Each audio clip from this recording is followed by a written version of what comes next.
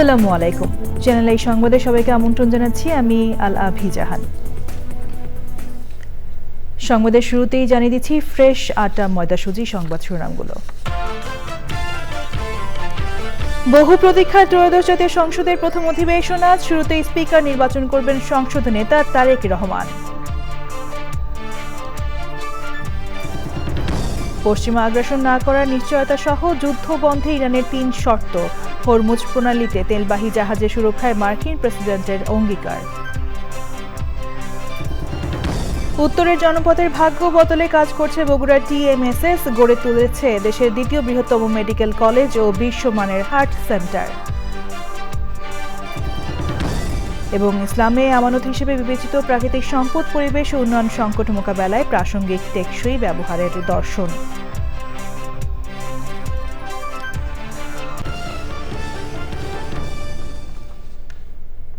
সংবাদ শিরোনামগুলো জানাছিলাম। এখনকার এই সংবাদ আয়োজন একই সঙ্গে চ্যানেল আই এর ইউটিউব চ্যানেলে এবং চ্যানেল আই এর OTT প্ল্যাটফর্ম আইস্ক্রিনে লাইভ স্ট্রিম হচ্ছে।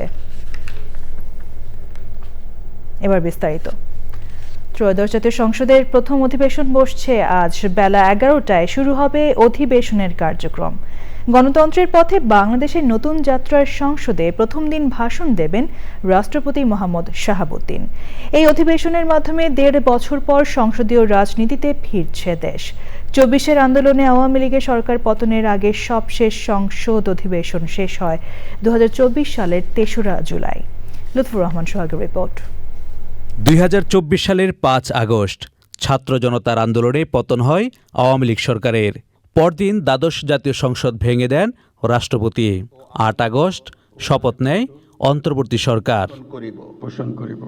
জনপ্রতিনিধিদের হাতে ক্ষমতা ছাড়তে মোহাম্মদ ইউনূসের সরকার সময় নেয় ১৮ মাস। রাষ্ট্র কাঠামোতে পরিবর্তন আনতে এই সময় গুরুত্ব পায় সংস্কার আলোচনা। গেল ১২ ফেব্রুয়ারি অনুষ্ঠিত হয় ত্রয়োদশ জাতীয় সংসদ নির্বাচন। নির্বাচনে ২০৯ আসনে জয় পেয়ে সংসদের নিয়ন্ত্রণ নিশ্চিত করে বিএনপি। আর ৬৮ আসন নিয়ে প্রথমবার বিরোধীদের নেতৃত্বে জামায়াতে ইসলামী। ১৭ ফেব্রুয়ারি সংসদ সদস্যদের শপথের মাধ্যমে বিদায় নেয় অন্তর্বর্তী সরকার। আর ত্রয়োদশ সংসদের প্রথম অধিবেশনের মাধ্যমে ১৯ মাস পর সংসদীয় গণতন্ত্রের পুনঃযাত্রার সাক্ষী হচ্ছে বাংলাদেশ। পরিবর্তিত রাজনৈতিক পরিস্থিতি আর বিদায়ী সরকারের নানা পদক্ষেপে নতুন সংসদের সামনে থাকছে বহুমুখী চ্যালেঞ্জ। সঙ্গে রয়েছে জনপ্রত্যাশা পূরণের পুরনো পরীক্ষাও। Lutfur Rahman Sohag, channel I, Dhaka. এবার রয়েছে ইরান যুদ্ধের ১৩তম দিন।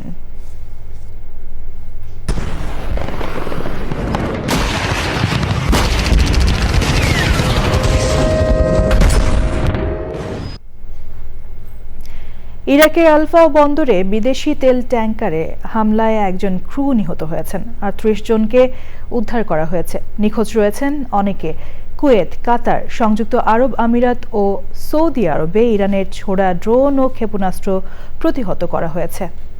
হরমুজ প্রণালীতে তেল ট্যাঙ্কারের সুরক্ষার অঙ্গীকার করেছেন মার্কিন প্রেসিডেন্ট ডোনাল্ড ট্রাম্প। ভবিষ্যতে মার্কিন আগ্রাসন হবে না ও ইরানের বৈধ অধিকারকে স্বীকৃতি দেওয়া সহ যুদ্ধ বন্ধে ৩ শর্ত দিয়েছেন দেশটির প্রেসিডেন্ট মাসুদ পেজেশকিয়ান।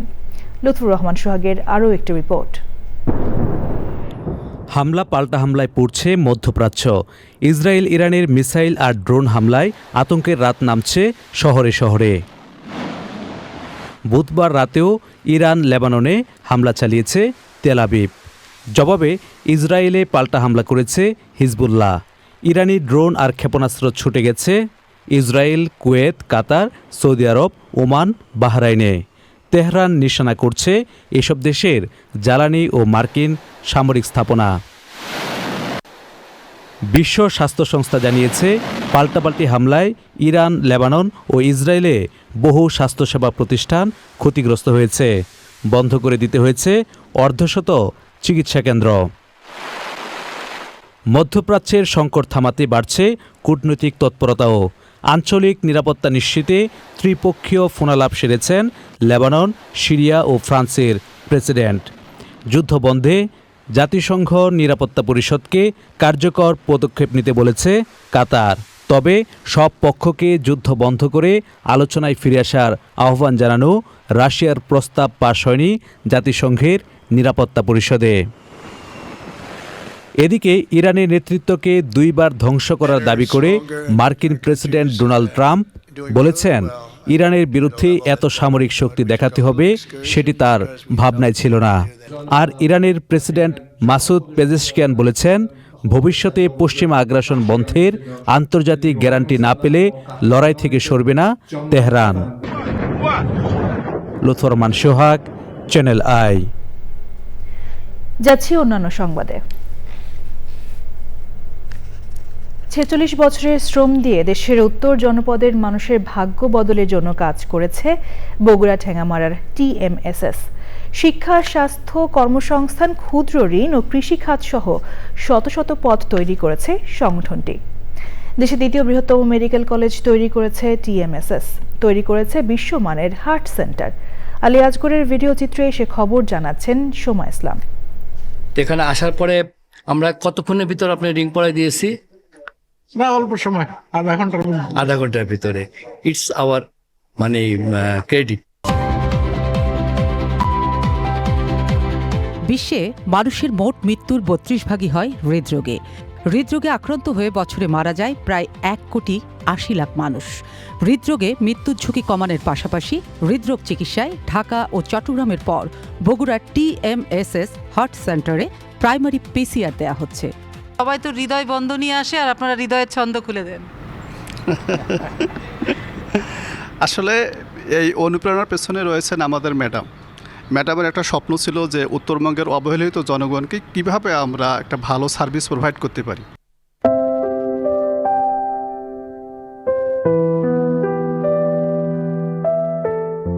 অবিশ্বাস্য হলেও সত্যি, মাত্র ১ বছর আগে চালু হওয়া হার্ট সেন্টারে এই পর্যন্ত ১৫০ জনের বাইপাস সার্জারি করা হয়েছে।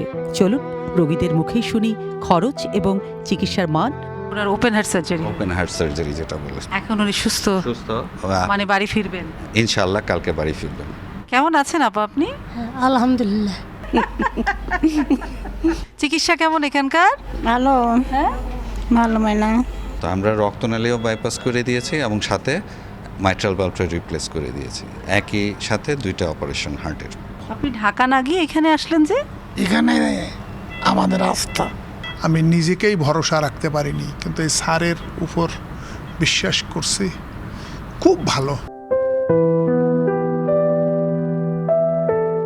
একদল চৌকস চিকিৎসক আর নার্সদের চিকিৎসা সেবায় দিন দিন ভরসার নাম হয়ে উঠছে TMSS হার্ট সেন্টার। এই প্রত্যন্ত অঞ্চলে আমরা এই প্রাইমারি পিসিআই করতে পারি, এটা তো একটা বিশাল ব্যাপার। এটাই কি আমার মনে হয় যে যথেষ্ট অ্যাচিভমেন্ট না। জমি জমা বিক্রি করে, গরু বিক্রি করে যাতে আমাদের কাছে না আসতে হয়, আপনি আশ্চর্য হয়ে যাবেন। আমার এখানে ওপেন হার্ট সার্জারি বা CABG যেটাকে আমরা বলি, বাইপাস সার্জারি, এটার জন্য আমাদের বাজেট করা আছে 2,30,000 টাকা মাত্র। শুধু কি তাই, বিশ্বমানের চিকিৎসক তৈরি করতে প্রতিষ্ঠা হয়েছে TMSS মেডিকেল কলেজ। এই মেডিকেলে আসন সংখ্যা 150টি, শিক্ষার্থী আছে প্রায় 1100, এদের মধ্যে 3 শতাধিক ভারতীয় শিক্ষার্থী। আমাদের 6টি সাবজেক্টে পোস্ট গ্রাজুয়েশন আছে, এর ভিতরে অ্যানাটমিতে আছে MPhil, প্যাথোলজিতে ডিপ্লোমা আছে, ENT, পেডিয়াট্রিক্স এবং ব্লাড ট্রান্সফিউশন। আমাদের ফিউচার টার্গেট হলো আমরা এখানে বেসরকারি মেডিকেল ইউনিভার্সিটি স্থাপন করব। প্রতিষ্ঠা করা হয়েছে নার্সিং কলেজ এবং ডেন্টাল কলেজ। দেশি বিদেশি সব শিক্ষার্থীর জন্য আছে আন্তর্জাতিক মানের আবাসন। দরিদ্র মেধাবী শিক্ষার্থীদের জন্য রয়েছে বিশেষ কোটা। সোমা ইসলাম, চ্যানেল আই, বগুড়া। মাটি, পানি, বায়ু, খনিজ, জ্বালানি ও জীববৈচিত্র্যের মতো প্রাকৃতিক সম্পদ মানব সভ্যতার ভিত্তি। কিন্তু আধুনিক যুগে ভোগবাদ, অপচয় ও অসম ব্যবহারের ফলে কমছে প্রাকৃতিক সম্পদ। তবে ইসলামের প্রাকৃতিক সম্পদ শুধু ভোগের বিষয় নয়, বরং তা আমানত। সেখানে সম্পদের টেকসই ব্যবহারের যে দর্শন পাওয়া যায়, তা বর্তমান বিশ্বের পরিবেশ ও উন্নয়ন সংকটের প্রেক্ষাপটে অত্যন্ত প্রাসঙ্গিক। আফরোজা হাসির রিপোর্ট।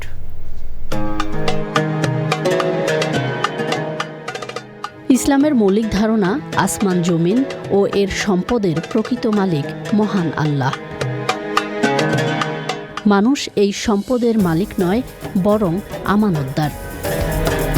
পৃথিবীতে মানুষ মূলত খলিফা বা দায়িত্বপ্রাপ্ত তত্ত্বাবধায়ক। প্রাকৃতিক সম্পদের লাগামহীন শোষণ, পরিবেশ দূষণ কিংবা অপ্রয়োজনীয় ভোগ সবই খিলাফতের দায়িত্বের পরিপন্থী। পরিবেশ, সামাজিক ও অর্থনৈতিক ভারসাম্য বজায় রেখেই প্রাকৃতিক সম্পদের ব্যবহার নিশ্চিতের কথা বলা হয়েছে কুরআনে। সূরা আল আরাফে অপচয়কে কঠোরভাবে নিষিদ্ধ করা হয়েছে।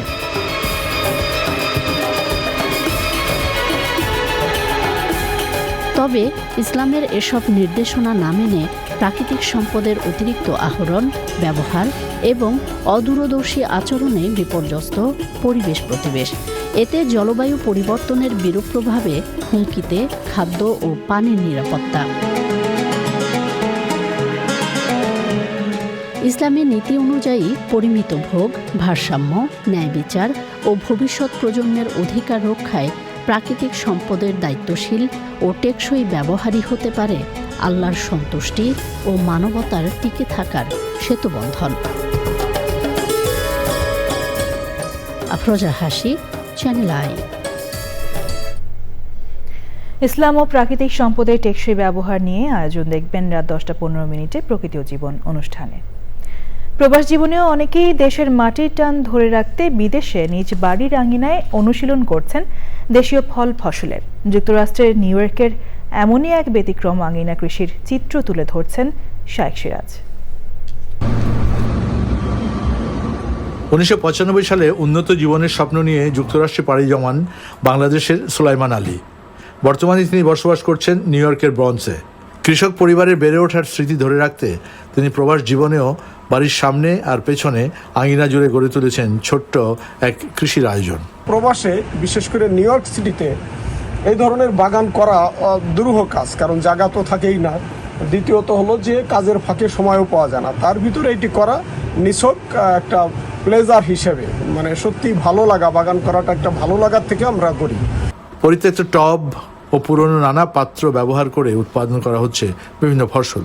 ফেলে দেওয়া যে দুধ কিনছি আমরা, সেই টব বা কোনো ভেজিটেবল বা কোনো কিছু কেনা হয়েছে, সেই টবের মধ্যেই কিন্তু একটু মাটি দিয়ে আমরা বাগানগুলো সাইডে দিকে করেছি। সম্পূর্ণ প্রাকৃতিক পদ্ধতিতে চাষ করা এই সবজি আমেরিকা সহ বিভিন্ন দেশের প্রতিবেশীদের কাছেও বেশ প্রশংসিত হচ্ছে, এমন দাবি এই উদ্যোক্তার।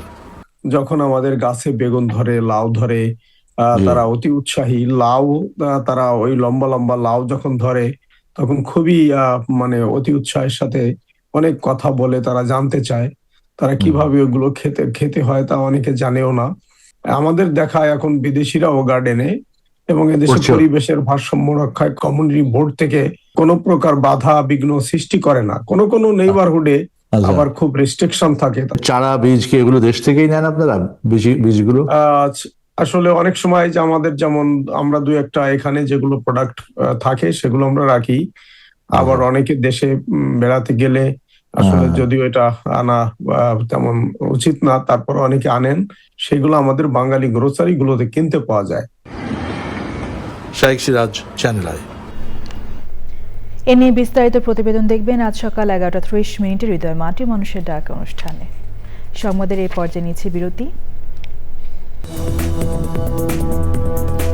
ফিরে এলাম বিরতির পর। চ্যানেল আই এর বগুড়ার প্রতিনিধি রৌফ জালাল বুধবার রাত 3টায় মারা গেছেন। ইন্না লিল্লাহি ওয়া ইন্না ইলাইহি রাজিউন। তার বয়স হয়েছিল 70 বছর। গত 24শে জানুয়ারি স্ট্রোক করলে তাকে বগুড়া শহীদ জিয়াউর রহমান মেডিকেল কলেজ হাসপাতালে ভর্তি করা হয়। সেখানে কিছুটা সুস্থ হলে বগুড়া শহরের বাসায় তার চিকিৎসা চলছিল। তিনি স্ত্রী, এক কন্যা, এক পুত্র সন্তান রেখে গেছেন। আজ বাদ জোহর সেউজগাড়ি জামে মসজিদে জানাজা শেষে তাকে নামাজগড় আঞ্জুমানি কবরস্থানে দাফন করা হবে। তিনি 2002 সাল থেকে চ্যানেল আই এর বগুড়ার প্রতিনিধি হিসেবে কর্মরত ছিলেন।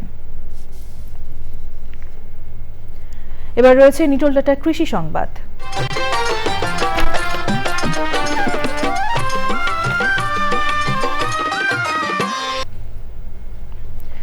বগুড়া শাহজাহানপুর উপজেলায় সকাল সন্ধ্যা ব্যস্ত সময় পার করছেন নার্সারি পল্লী খ্যাত শাহনগর গ্রামের কৃষি শ্রমিকেরা। কাকডাকা ভোর থেকেই চারা কিনতে আসা চাষিদের পদচারণায় মুখরিত হচ্ছে নার্সারি পল্লী। এই এলাকার কৃষক মূলত হাইব্রিড মরিচের উন্নত মানের চারা উৎপাদন ও বিক্রি করে থাকেন। এছাড়া পেঁয়াজ, টমেটো, বেগুন সহ সকল প্রকার সবজির চারাও উৎপাদন করছেন তারা। এবার প্রকৃতি সংবাদ।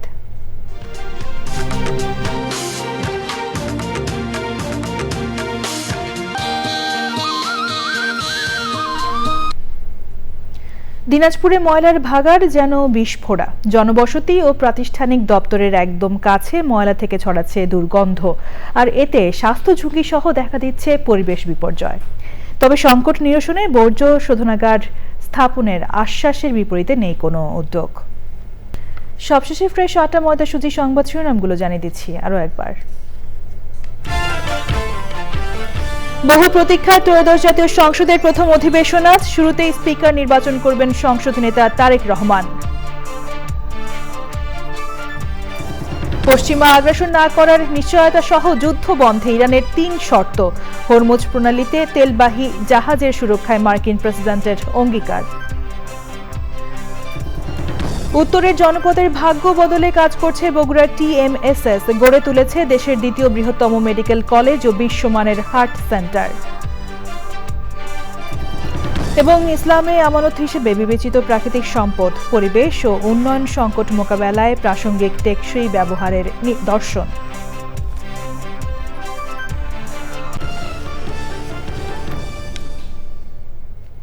চ্যানেল আই এর সর্বশেষ সংবাদ জানতে ভিজিট করুন channelionline.com এ। যুক্ত থাকুন আমাদের সোশ্যাল মিডিয়া প্ল্যাটফর্মগুলোর সাথে। পরবর্তী শীর্ষ খবর দেখার আমন্ত্রণ জানিয়ে শেষ করছি। ধন্যবাদ সবাইকে।